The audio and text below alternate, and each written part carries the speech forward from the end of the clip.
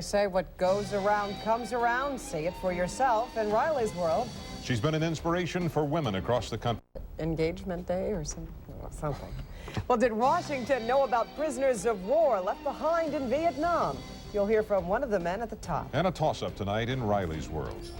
I'm Dwayne X. Riley, coming up tonight on Riley's World. So you think you know everything there is to know about boomerangs, huh?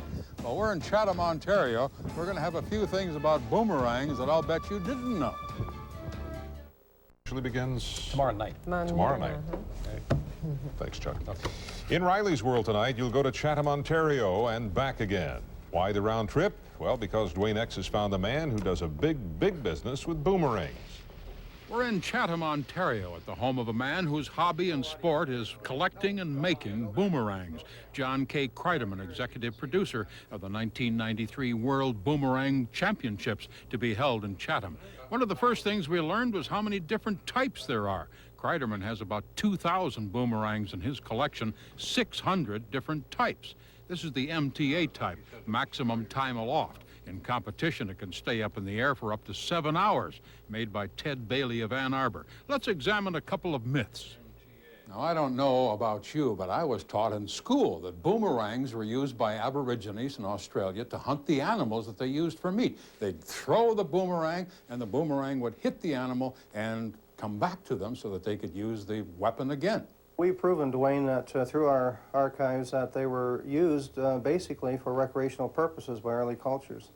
The weapons used by Aborigines and others were hunting sticks, much heavier. They were thrown but did not return to sender. Most of us also have the wrong impression that boomerangs came from and are in only Australia.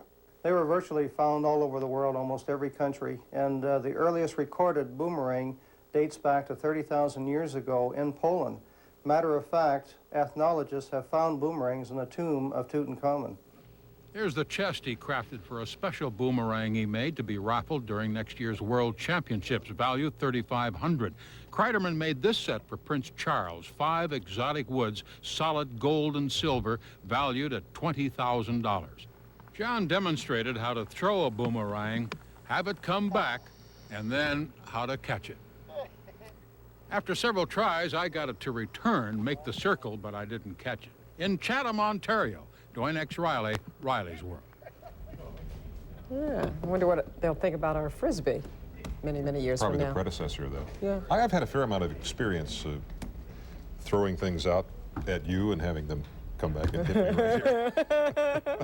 I didn't know you know. Lines, mostly. Yes, okay. That's the Newsbeat at 5. Thanks for joining us. The Newsbeat at 6 is next with Emery King and Dan Mountain. Coming up, CNN is back.